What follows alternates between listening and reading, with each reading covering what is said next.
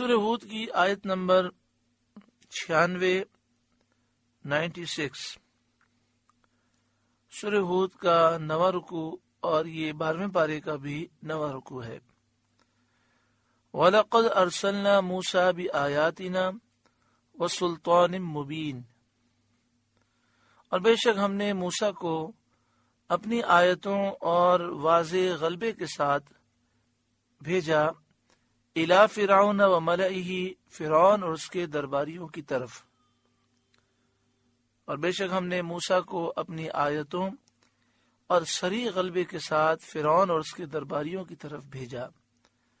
یہاں آیتوں سے مراد معجزات ہے کہ موسیٰ علیہ السلام معجزات لے کر آئے، اور سلطان مبین سے مراد یہ ہے کہ موسیٰ علیہ السلام کو اللہ نے وہ رعب و دبدبہ عطا فرمایا کہ ظالم باوجود سخت آپ کا دشمن تھا، اس کے باوجود وہ آپ پر حملہ نہ کر سکا۔ جب موسیٰ علیہ السلام سامنے آتے تو آپ کے رعب کی وجہ سے کفار کانپ جاتے۔ بنی اسرائیل بڑی سرکش قوم تھی، لیکن حضرت موسیٰ علیہ السلام کے حکم کے سامنے وہ سامنے نافرمانی نہ کر سکتے تھے۔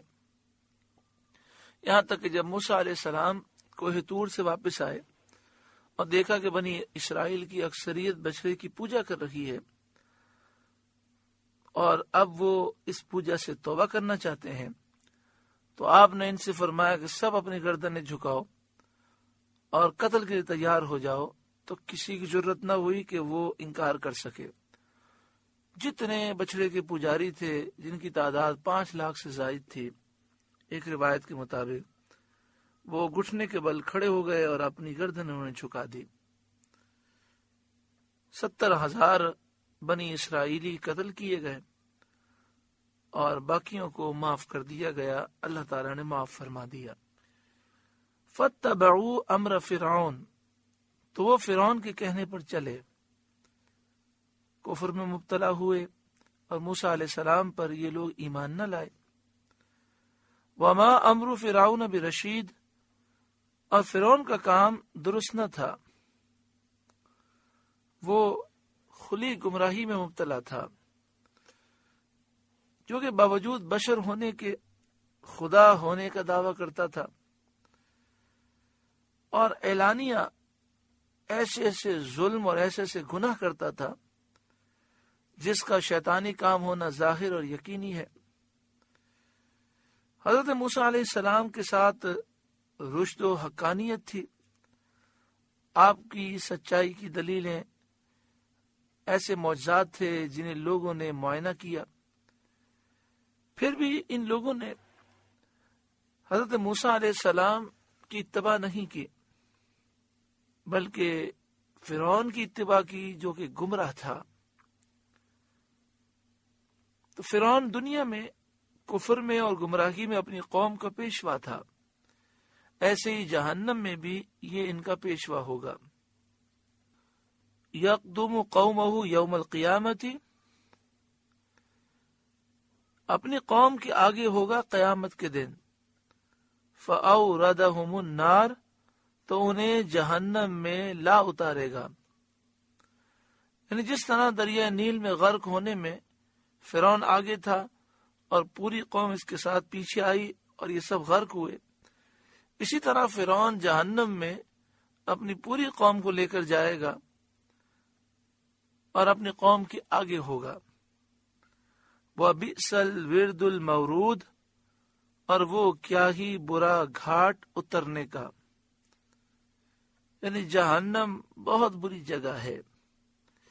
اس سے یہ مسئلہ یاد رکھیں کہ جس شخص نے کسی کافر گمراہ کی پیروی کی تو کل بروز قیامت وہ شخص اس کے پیچھے پیچھے جہنم میں جائے گا، اور جس نے اللہ والوں کی پیروی کی تو کل بروز قیامت وہ شخص ان کے پیچھے پیچھے جنت میں جائے گا۔ وَأُتْبِعُوا فِي هَذِهِ لَعْنَةٌ وَيَوْمَ الْقِيَامَةِ، اور ان کے پیچھے پڑی اس جہاں میں لعنت اور قیامت کے دن، یعنی دنیا میں بھی ملعون اور آخرت میں بھی یہ لوگ ملعون ہوئے۔ بئس الرفد المرفود، کیا ہی برا انعام جو انہیں ملا. ذالک من انباء القری نقصہ علیک منہا قائم وحصید، یہ بستیوں کی خبریں ہیں کہ ہم آپ کو سناتے ہیں، ان میں کوئی کھڑی ہے اور کوئی کٹ گئی.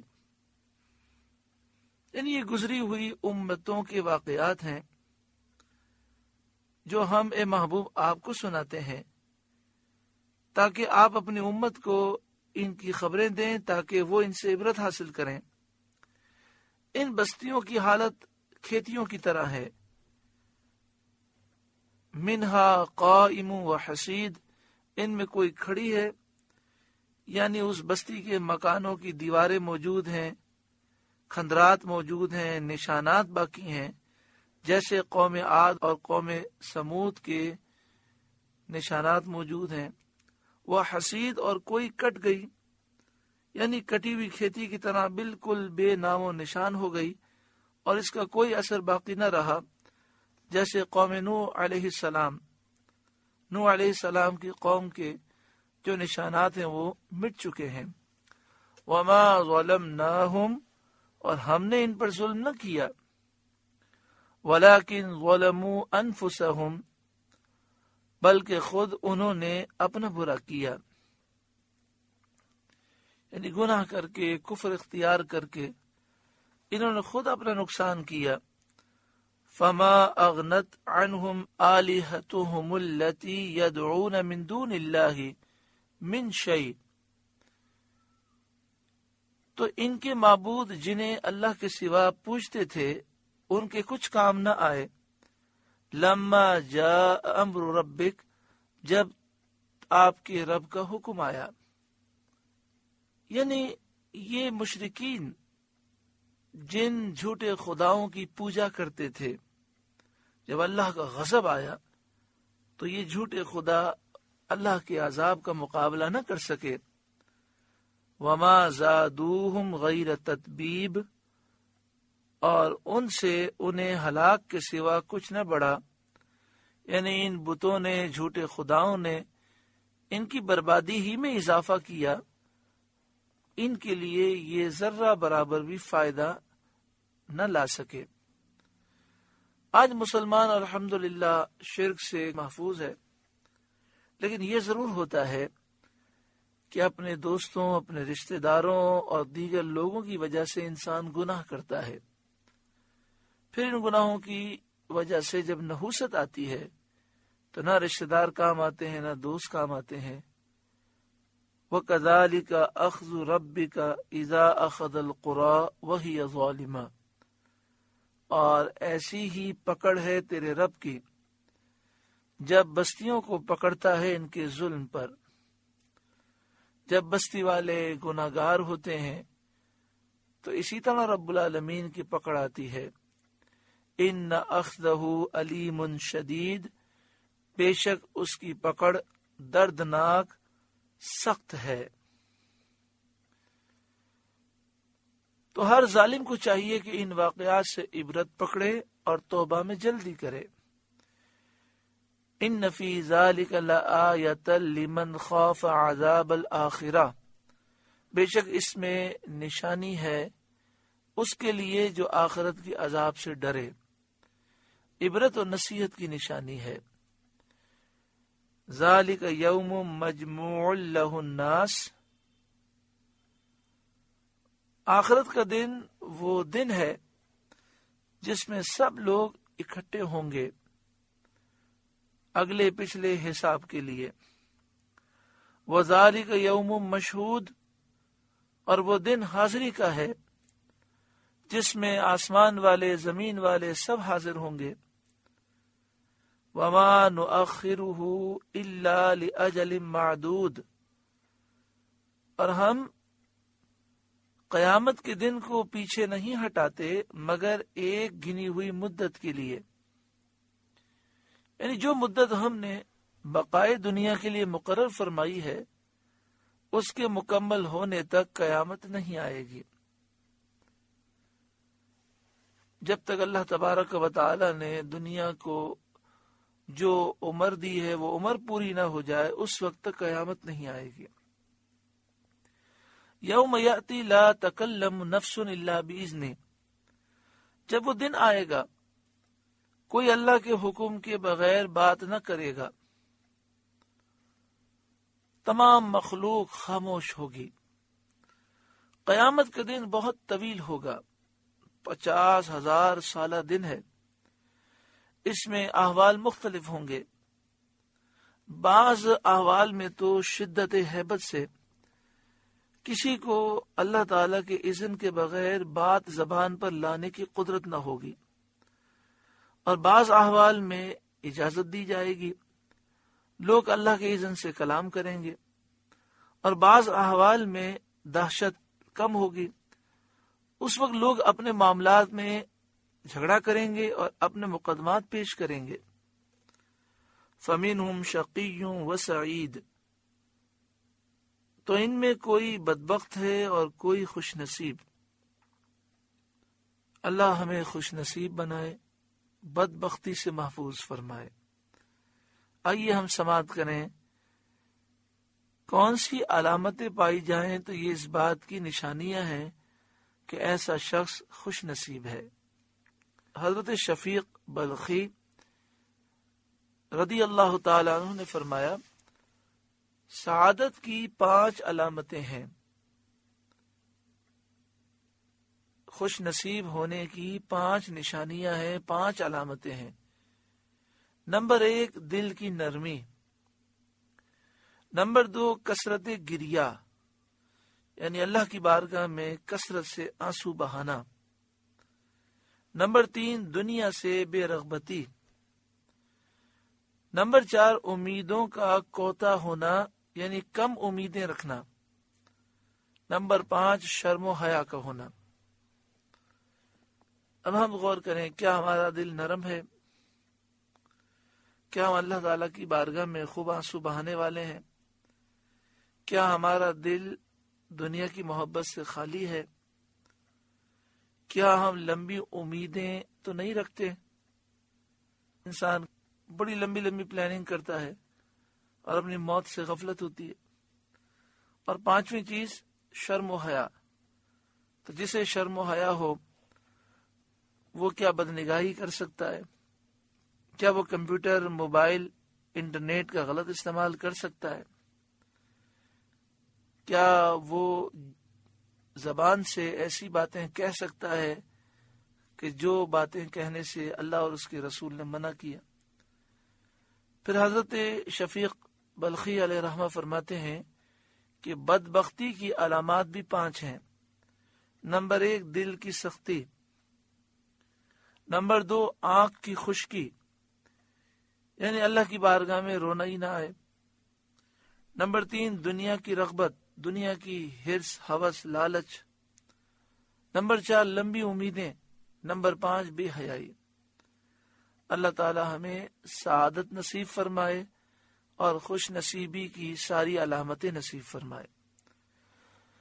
فَأَمَّا الَّذِينَ شَقُوا فَفِي النَّارِ، تو وہ جو بدبخت ہیں وہ تو جہنم میں ہیں.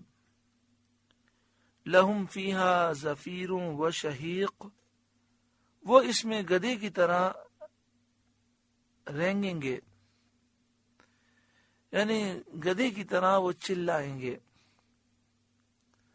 خالدین فیہا ما دامت السماوات والارض، وہ اس میں رہیں گے جب تک آسمان و زمین رہیں.